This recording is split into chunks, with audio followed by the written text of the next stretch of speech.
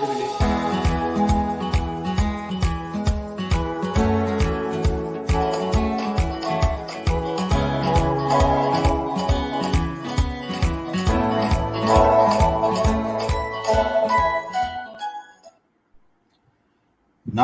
आप सभी का स्वागत है। मैं विनीत पवार और हम फिर हाजिर हैं लेकर अपना कार्यक्रम पेंशन की बात।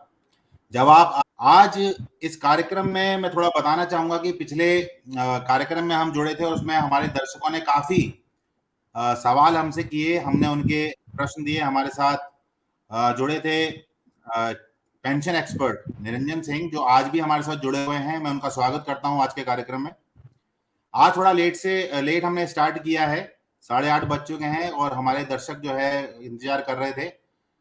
तो स्टार्ट करते हैं इस कार्यक्रम का। मैं सबसे पहले स्वागत करूंगा निरंजन सिंह का, जो कि आर्मी से रिटायर्ड सूबेदार हैं और हेड क्लर्क के पद से भी रिटायर हैं वो, और हमारे इस कार्यक्रम में एक्सपर्ट की भूमिका वो निभाते हैं। जो भी हमारे दर्शक हैं, जो हमारे श्रोता हैं, जो भी वो प्रश्न पूछते हैं उनके जवाब देने के लिए हमारे साथ मौजूद रहते हैं। तो इस कार्यक्रम में आपका स्वागत है सर।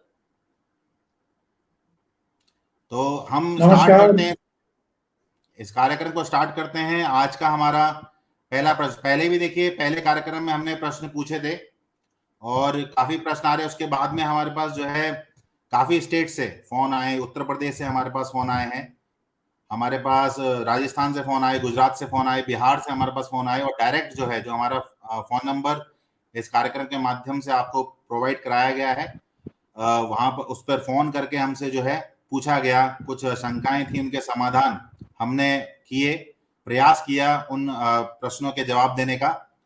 तो आज के इस कार्यक्रम में हम स्टार्ट करते हैं दोबारा से, और हमारा पहला प्रश्न है, हमारे साथ पेंशन एक्सपर्ट जुड़ चुके हैं। तो हमारा पहला प्रश्न है, सर हरीश सिंह हैं, ये जानना चाहते हैं कि पारिवारिक पेंशन को जो कैलकुलेट करने का तरीका है वो कैसे करेंगे। आपने पिछली बार भी बताया था, लेकिन वो दोबारा से जानना चाहते हैं कि पारिवारिक पेंशन के इनहेंस रेट वगैरह जो होते हैं उनको हम कैलकुलेट कैसे कर सकते हैं। जी सर। इसके बारे में मैं आपको पहले भी विस्तृत जानकारी दे चुका हूं, परंतु मैं आपको ये स्पष्ट करना चाहता हूं कि इसका कैलकुलेशन कैसे किया जाता है। इसके लिए यदि कोई हमारा सैनिक साथी मृत्यु हो चुकी है तो उसके विधवा जो भी पत्नी है, जो भी हमारी बहन है, उसको पेंशन देने के लिए सर्कुलर नंबर सीडीएपी ने 555 नंबर सर्कुलर निकाला है। उस सर्कुलर का यदि इनहेंस रेट में पेंशन ही देनी है तो 25 नंबर उसका हम टेबल देखेंगे। उसके अनुसार उसको क्लेम करने के लिए हम देखेंगे कि जो भी हमारा सैनिक भाई मतलब मृत्यु को प्राप्त हुआ है उसका क्या रैंक था, उसकी कितनी सर्विस थी। उसी के अनुसार मान लीजिए कि उसको इनहेंस रेट 65 साल से पहले वाली पेंशन दी जानी है, तो सर्विस के मुताबिक देखा जाएगा कि उसमें कितना अमाउंट निकल के आता है। उस अमाउंट को अब आगे गवर्नमेंट ने 7 सीपीसी की रिपोर्ट दे दी थी, तो जो अमाउंट वहां निकल के आता है उसमें 2.57 की गुणा कर लेंगे। गुणा करने के बाद जो भी अमाउंट आएगा उस अमाउंट को हम फिर 34% डीए के अनुसार से निकाल करके उसमें ऐड कर देंगे, तो वो हमारा एक्चुअल रेट निकल के आ जाएगा। अब उसमें हमें यह भी देखना है कि उसमें कोई एज 80 की तो नहीं हो गई है, तो 80 साल का तो उसमें 20% उठ जाएगा एडिशनल पेंशन। उसी प्रकार कैलकुलेशन पारिवारिक पेंशन नॉर्मल रेट का है, जो टेबल नंबर 25 के मुताबिक देखना है। सबसे पहले सर्कुलर 555 देखें, लेंथ ऑफ सर्विस और रैंक के मुताबिक वो रेट निकालें, उसमें 2.57 की गुणा करें, जो भी अमाउंट आता है फिर उसमें उसका कैलकुलेशन 34% एड प्रेजेंट डीए का करें और उसमें ऐड कर दें। तो जो अमाउंट निकल कर आता है वो आपकी पारिवारिक पेंशन नॉर्मल रेट या इनहेंस रेट जैसा भी है वो आपका हक होगा। धन्यवाद जी, बहुत बहुत धन्यवाद सर। आशा करता हूँ कि हरीश सिंह जी आपको आपका जवाब मिल गया होगा। तो हम बढ़ते हैं अपने अगले प्रश्न की तरफ, जो राजेंद्र यादव जी ने पूछा है।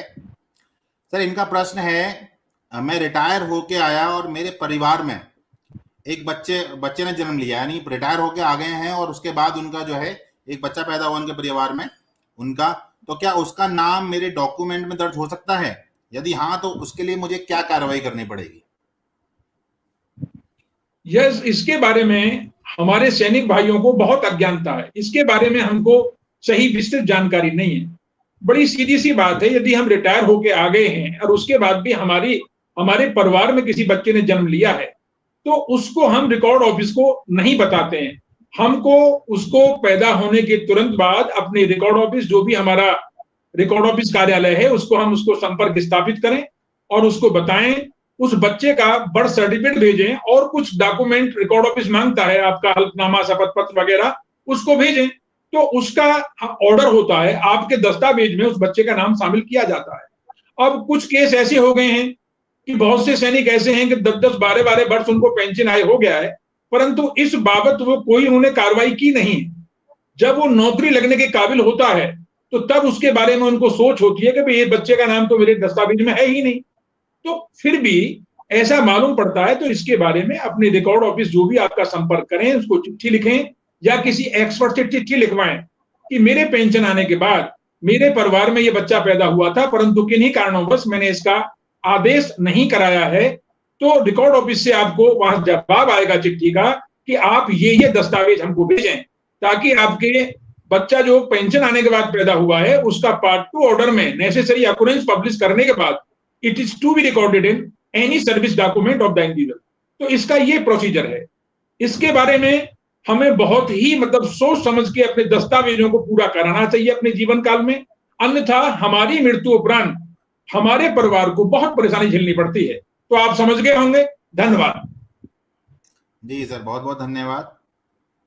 इसी बीच मैं थोड़ा बताना चाहूँगा कि हमारे जो भी दर्शक हैं, जो श्रोता हैं, जो हमारे प्रोग्राम को रेगुलर वॉच करते हैं, देखते हैं, अगर उनके कोई सवाल हैं और उनका कोई प्रश्न है, कोई शंका है, तो उसके लिए वो हमें कमेंट के माध्यम से इसी जो यूट्यूब पर ये कार्यक्रम चल रहा है, इसी कमेंट बॉक्स पर लिख सकते हैं, अपने प्रश्नों को पूछ सकते हैं।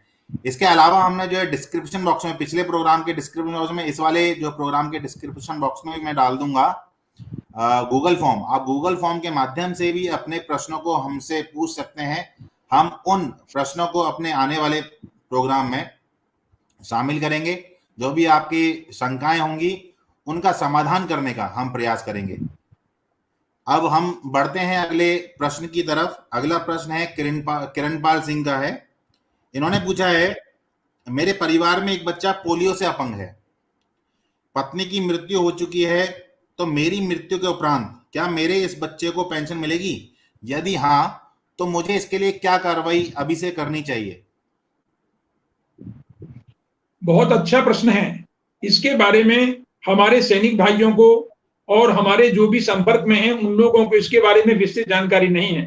तो इसके बारे में यदि हमारे परिवार में कोई हमारा बच्चा अपंग है, तो उसके बारे में हमको अपने जीवन काल में ही अपने अभिलेख कार्य को लिखना चाहिए कि मेरे परिवार में एक बच्चा इन कारणों से अपंग है।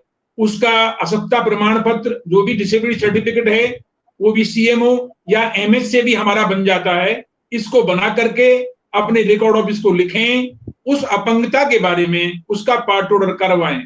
उसका जो भी नाम दस्तावेज में है, यदि पहले से अंकित है तो उसका नाम वही होना चाहिए, वही उसकी डेट ऑफ बर्थ होनी चाहिए कि जो पहले से आपके दस्तावेजों में बिना अपंगता के उसका नाम दर्ज किया गया है। तो लिहाजा इन बातों को मद्देनजर रखते हुए आप अपने रिकॉर्ड ऑफिस को चिट्ठी लिखें कि मेरे अपंग बच्चे के बारे में आप पार्ट ऑर्डर करें और जो भी दस्तावेज हैं उनका वर्णन मुझे बताएं कि जिनको मैं आपको भेज सकूं। तो ये कार्रवाई संपूर्ण होने के बाद आपके जो भी एनी सर्विस डॉक्यूमेंट हैं, उन डॉक्यूमेंटों में उस बच्चे का नाम पार्ट ऑर्डर के साथ अंकित किया जाएगा और उसको कितनी डिसेबिलिटी परसेंटेज है उसके साथ अंकित किया जाएगा, ताकि आपकी मृत्यु के उपरांत उस बच्चे को और मतलब पेंशन मिल सके, पारिवारिक पेंशन मिल सके। क्योंकि जब आप पति पत्नी जो सैनिक है नहीं है, तो उसके बाद गवर्नमेंट ने यह आदेश बनाया है कि ऐसे बच्चे को आजीवन पारिवारिक पेंशन प्रदान की जाएगी। धन्यवाद जी, बहुत धन्यवाद सर। आशा करता हूँ किरणपाल सिंह जी, आपको आपके सवाल का जवाब मिल गया होगा। अब हम बढ़ते हैं अगले प्रश्न की तरफ। राजेश सिंह पूछना चाहते हैं सर कि एक औरत का नाम फौज के कागजों में कुछ और है और गांव में कुछ और नाम से उसको पुकारा जाता है। जो सिविल के कागजों में वही नाम अंकित है जो गांव में उसको पुकारा जाता है, लेकिन जो डॉक्यूमेंट जो फौजी वाले डॉक्यूमेंट है उसमें उसका नाम कुछ और है। तो क्या ऐसी महिला को पेंशन मिलने में कोई परेशानी होगी, और अगर परेशानी है तो हमें उसको सॉल्व करने के लिए क्या करना चाहिए? मेरे भी संज्ञान में ऐसे काफी केसेस आए हैं कि जिसमें ऐसे हमारे सैनिक भाई स्वर्गवासी हो गए और इस गलती को वो कर गए कि अपने दस्तावेजों में नाम कुछ और लिखवा दिया और अपने गांव वाला जो है नाम वो कुछ और है। तो ऐसी कंडीशन में रिकॉर्ड ऑफिस तो आपसे वही मांगेगा कि जो नाम आपके उनके दस्तावेजों में वहां अंकित है। तो ऐसी चीज को सही कराने के लिए जो बेचारी बेवा है, जो पारिवारिक पेंशन लेने की हकदारी है, उसको दर दर की ठोकरें खानी पड़ती हैं।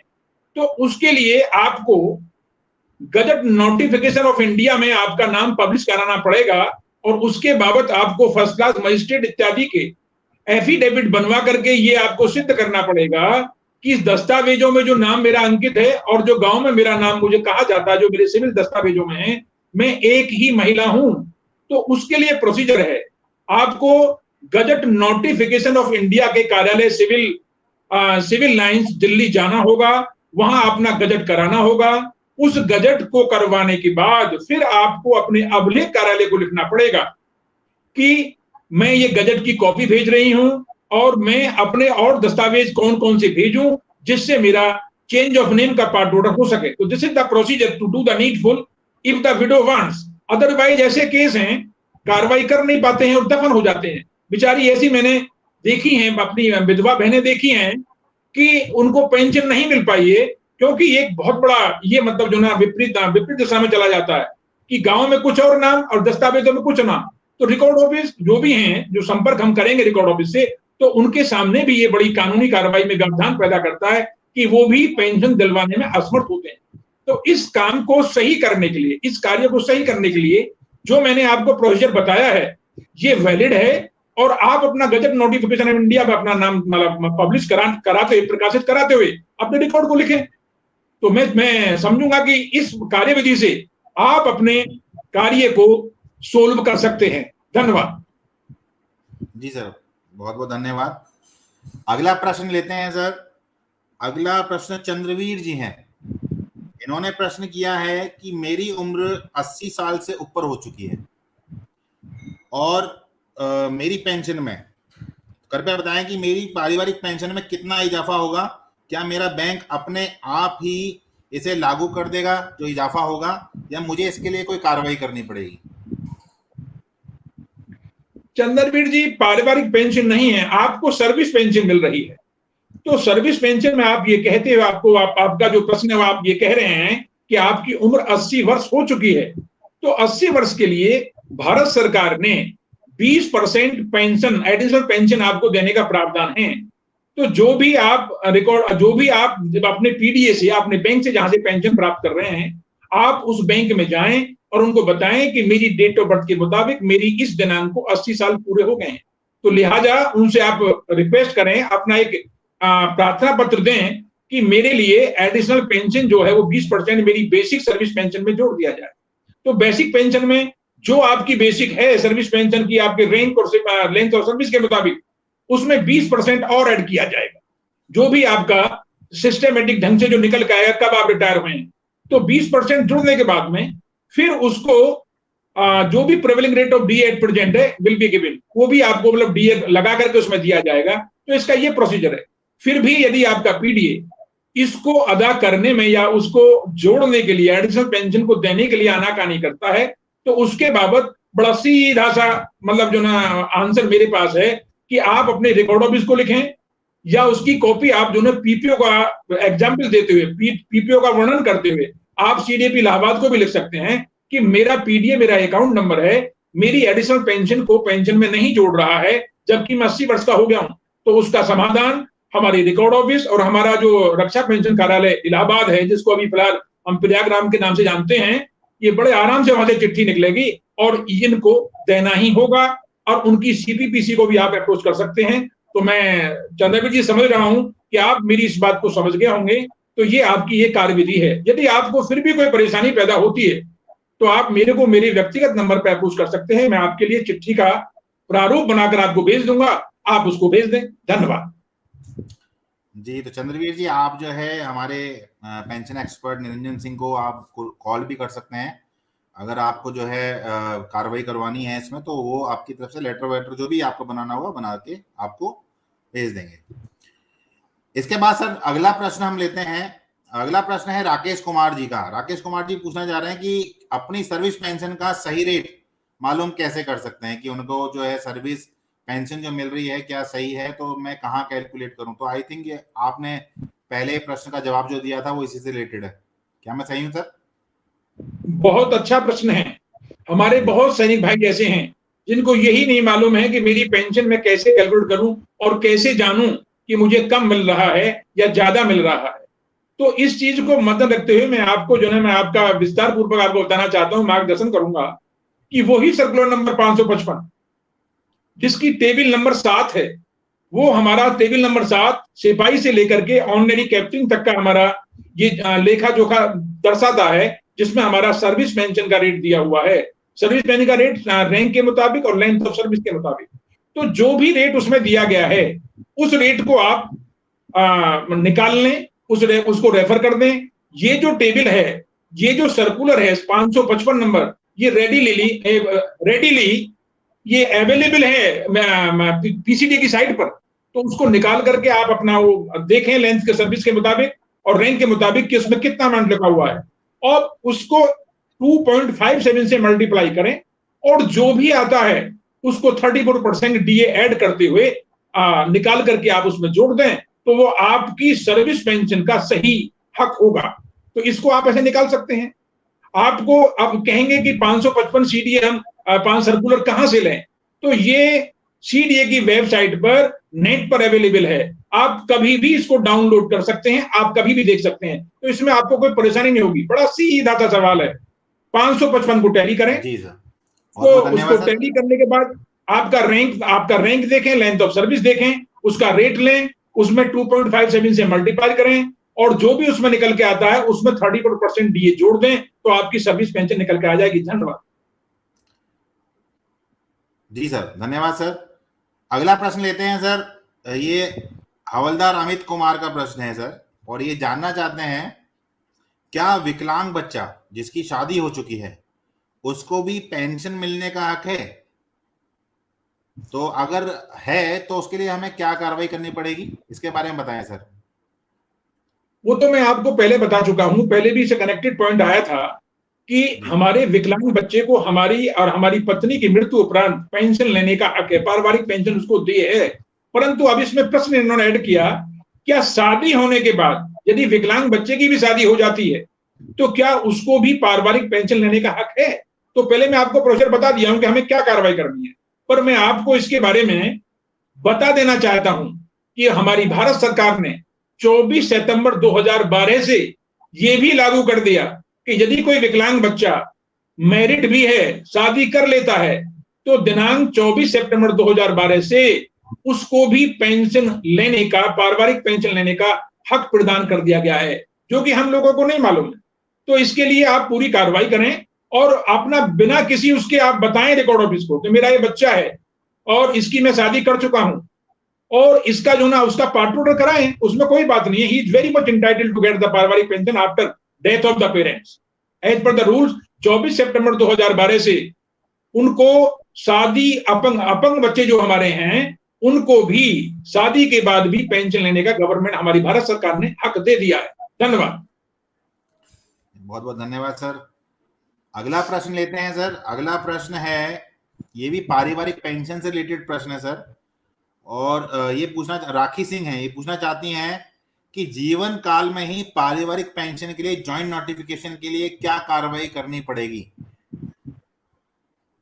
ये भी बहुत अच्छा प्रश्न है कि हमारे सैनिक भाई पेंशन आ जाते हैं पर अपने पीपीओ को बॉक्स में रख देते हैं। वो यही नहीं देख पाते हैं क्या इसमें मेरी पत्नी का नाम है। तो हमें अपने दस्तावेजों को चेक करना चाहिए, उसमें देखना चाहिए क्या पारिवारिक पेंशन हमारी मृत्यु उपरांत मिलने के लिए हमारी पत्नी का नाम उसमें दर्ज है कि नहीं है। यदि उस पारिवारिक पेंशन के लिए उसको हकदारी में उसका नाम दर्ज नहीं है, तो अपने रिकॉर्ड ऑफिस को लिखें कि मैं अपनी पत्नी का, जिसकी डेट ऑफ बर्थ ये है, सर्विस डॉक्यूमेंटों के अनुसार मिलाते हुए तो रिकॉर्ड ऑफिस आपको जो ना जवाब देगा कि हम आपको 2 सेट भेज रहे हैं फॉर्म्स का, उस फॉर्म्स के सेट को आपके जॉइंट फोटो के साथ लगा करके रिकॉर्ड ऑफिस आपसे मांगेगा और उसको फिर आगे फर्दर आप साइन करा के भेजेंगे, बैंक से साइन कराएंगे, अपनी पत्नी के 2 पहचान चिन्ह लिखेंगे और उनसे भी साइन कराएंगे और खुद आप पे साइन करेंगे। तो वो सेट आपका बैंक डिटेल के साथ रिकॉर्ड ऑफिस को जाएगा और रिकॉर्ड ऑफिस उसको वेरीफाई करके फर्दर सीडीएपी प्रयागराज को भेजेगा, जहां से आपका जॉइंट नोटिफिकेशन बन के आएगा और उस पीपीओ में आपकी पत्नी का नाम भी आएगा, कि ताकि आपकी मृत्यु उपरांत जो भी ऊपर वाले को मंजूर है वो आपको जो भी पहले जाएगा वो तो दूसरी बात है, परंतु बात है कि उसके अनुसार ही आपको पेंशन दी जाएगी। तो इसको यदि किसी भाई सैनिक भाई के पीपीओ में यदि उनकी पत्नी का नाम नहीं है तो इस कार्रवाई को अति शीघ्र ही करने की कृपा करें, क्योंकि ये बहुत अच्छा सिस्टम गवर्नमेंट ने निकाला है कि मृत्यु उपरांत यदि हमारा नाम नहीं है तो बैंक पेंशन देते नहीं है, और उसके लिए बहुत लंबी कार्रवाई हो जाती है कि 1-1 साल गुजर जाता है पारिवारिक पेंशन लेने के लिए, कभी ये गलती कभी वो गलती। तो इस काम को अपने जीवन काल में ही कराना बहुत उचित होगा और उसको करें बिना किसी हिचक के अपने रिकॉर्ड्स को लिखें। धन्यवाद। जी सर, थैंक यू सर। अगला प्रश्न लेने से पहले मैं बताना चाहूंगा जो ये हमारे दर्शक हैं, ये हमारा प्रोग्राम पिछले सप्ताह से स्टार्ट किया हमने। प्रत्येक रविवार को 8 बजे हम आपसे जो है मुखातिब होंगे, आपके सामने आएंगे और जो भी आपके प्रश्न होंगे वो हमें चाहे कमेंट के माध्यम से मिलें, चाहे वो गूगल फॉर्म के माध्यम से मिलें, ठीक है। हम प्रयास करेंगे उन प्रश्नों का जवाब देने का, उन शंकाओं का समाधान करने का। हमारे साथ हमेशा जुड़ते हैं निरंजन सिंह, जो कि आर्मी से रिटायर्ड हैं, पूर्व सूबेदार हैं और हेड क्लर्क भी रह चुके हैं, हमारे पेंशन एक्सपर्ट की तरह। अगला मैं प्रश्न लूंगा। अगला प्रश्न है सर, मैं टीबी की बीमारी से फौज से डिस्चार्ज भेजा गया था। ये कपिल कौशिक हैं जो पूछना चाह रहे हैं कि मैं टीबी की बीमारी से फौज से डिस्चार्ज भेजा गया था, परंतु मेरे को केवल 11 साल सर्विस के लिए सर्विस एलिमेंट पेंशन ही दी जा रही है। बीमारी की पेंशन पाने के लिए मुझे क्या करना होगा? ये भी प्रश्न बहुत अच्छा प्रश्न है कि जब मान लीजिए 11 वर्ष उन्होंने नौकरी की, 11 वर्ष पता है ना?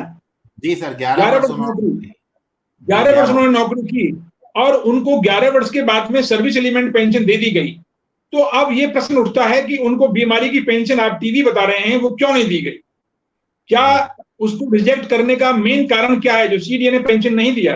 क्या टीबी की बीमारी को ये कह के रिजेक्ट किया गया कि बीवी उनके ही कारणों से हुई? ऐसा नहीं हो सकता कि यदि सर्विस एलिमेंट पेंशन उसको दी गई है तो it is very much attributable to military service.